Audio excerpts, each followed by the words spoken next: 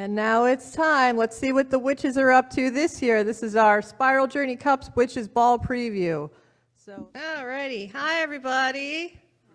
Good morning.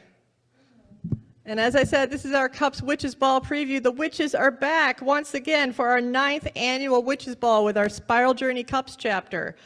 This is the covenant of Unitarian Universalist pagans. Yes, as I said, UUs have pagans.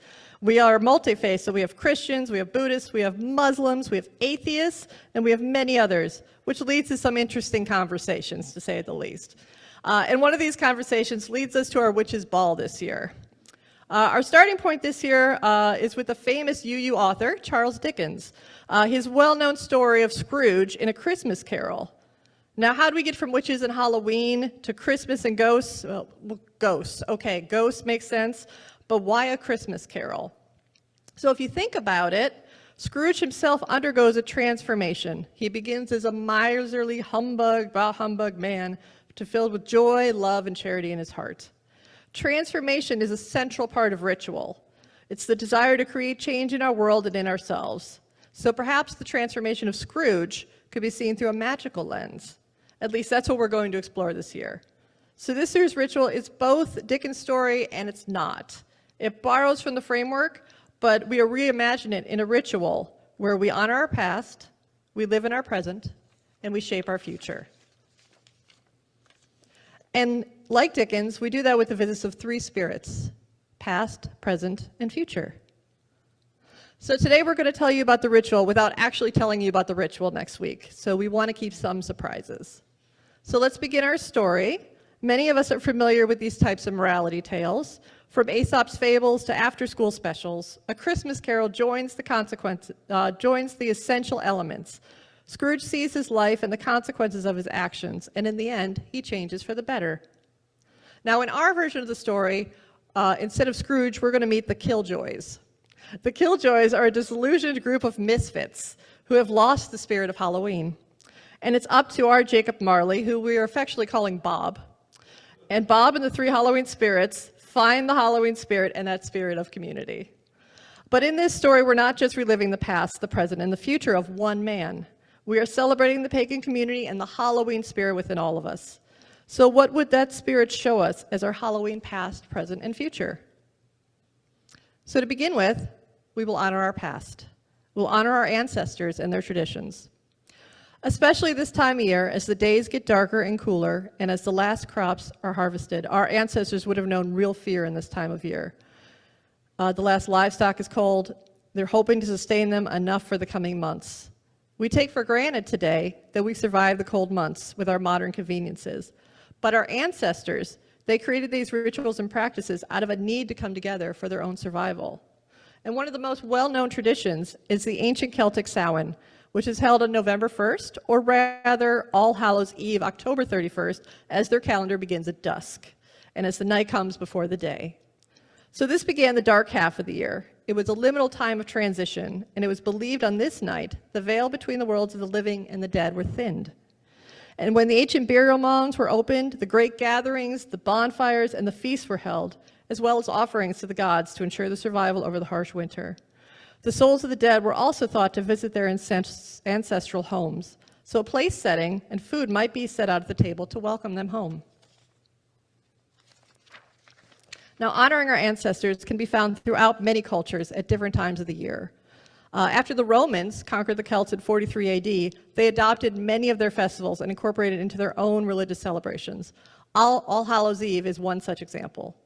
The Romans also celebrated Feralia in late October, honoring the dead, as well as Pomona, the Roman goddess of fruit and trees, and Vertumnus, the Roman god of the seasons and plants. Possibly may have all been celebrated around this time. The Celts believed Samhain was a powerful time for divination, and one of the most popular divination practices the Romans blended with their own. It involved trying to bite an apple floating in water, a ritual that evolved into the modern game of apple bobbing. Other cultures, like the Day of the Dead, Dia de los Muertos, is a well-known Mexican holiday that occurs around November 1st. Family and friends gather together to remember their friends and family who have passed. They often share sweets of candy skulls, tell amusing stories of the deceased, and create ofrendas, which are home altars with offerings of food and marigold flowers. Other practices from other cultures include the Qingming Festival, a traditional Chinese festival on the 104th day after the winter solstice, and the Bon Festival, which is a Japanese Buddhist custom, and both are celebrated to honor the spirits of one's ancestors and honor their ancestors at grave sites. Now, there are many other ancient traditions of ancestor worship and veneration from Egypt, India, Korea, Ghana, South Africa. The practice of honoring our ancestors is truly universal. As Christianity and the Catholic Church began to gain influence and power, many of these ancient traditions were incorporated into Christian practices, often as a mean of conversion. In the 7th century CE, All Saints' Day was established on May 13th. And in a classic, if you can't beat 'em, join 'em move, this was moved to November 1st.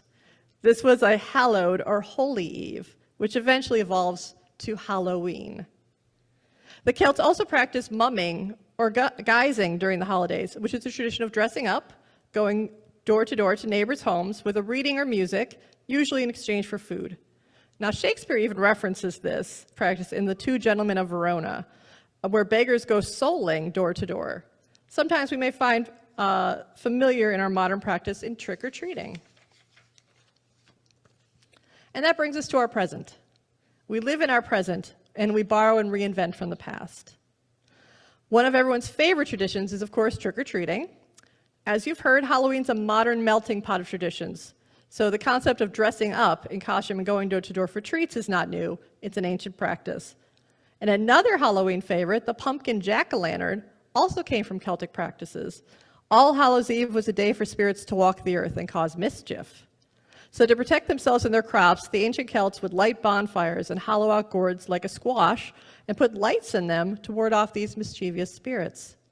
So how do these traditions make their way across the pond to America?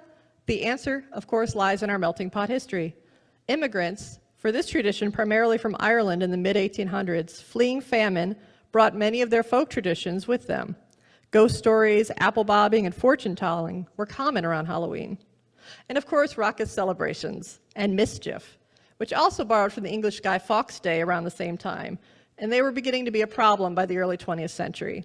So, schools and the Boy Scouts of America attempted to deter these pranksters around 1930 by organizing carnivals and local neighborhood trick-or-treating. And it worked. Pranks decreased, and more tricksters switched to treats. And as kids went door to door for treats, these doors began to light up with jack-o'-lanterns carved in scary faces. We mentioned earlier the connection with lights and the dead to ward them away or to guide them to their resting place. And the name jack-o'-lantern comes from an Irish folktale about a man named Stingy Jack, or Jack of the Lantern, who's a trickster condemned to walk the earth between life and death with a piece of coal in a turnip to light his way. As with many cultures, the Irish customs were adapted in the Americas, and the squash gave way to the carving of pumpkins. Now, the word pumpkin isn't actually a description of a plant. It is a rounded squash, any rounded squash. What we consider today as a pumpkin has its origins in indigenous cultures in America, and since it was much easier to carve than gourds, the pumpkin became a favorite for a modern jack-o'-lantern. And of course, like that modern jack-o'-lantern, we continue to evolve our holiday traditions. And that brings us to our future. As modern witches and practitioners, we shape our future. The term witch has been used as an insult and a weapon by the powerful, but it's also given people agency, knowledge, and respect. It's a complicated word with a complicated history. And to add to that complication, other words are used like pagan, heathen, Wiccan, and so many others that have shaped our history and our identity. Words can change their meaning based on who makes the label and why. Healers, and often the wise women of society, were valued for their knowledge of herbs and healing practices. But throughout history, we see that knowledge and respect clash with the established power and structures in society. The Catholic and Protestant leaders used church doctrine, such as the famous Malefice Maleficarum in 1486, also known as the witch's hammer. It was used to create mass hysteria and to justify the actions. Accusations could be used for political or financial gain, some to settle a score and seize property. Burning a witch, a so-called witch, was one way to fix a problem, but one person's healer is another person's troublemaker. In the Bible, Exodus 22:18 is often quoted, "Thou shalt not suffer a witch to live."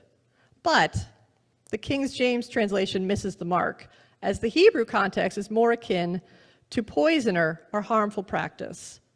Words matter, and in this case, translations matter, and their distributors matter too. Who tells our stories always matters. And these stories, they will change over time. As the old laws of witchcraft were repealed, movements like the modern Wicca in the 1950s brought the rituals of witchcraft to a wider audience.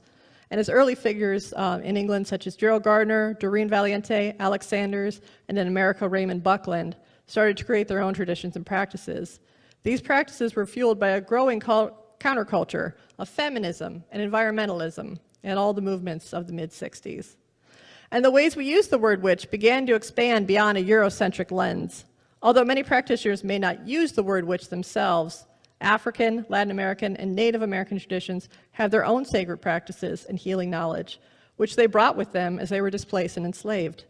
And in some cases, evolved over time to blend with the religions of their oppressors to create something new, unique, and rooted in their ancestry. And of course, in the LGBTQ+ communities, much like our deities, we evolved more fluidity in our practice. We began to look beyond the binary of male and female, God and goddess. Today, there are countless books, there are movies, podcasts, and other media sources to find your own brand of witchiness. And ours should reflect our community, warts and all. So we invite you next week to join us for our Witches' Ball to find your own witchiness and get in the spirit with us as we honor our past, we live in our present, and we shape our future with our Halloween carol. We'll see you next week. Thank you all very much.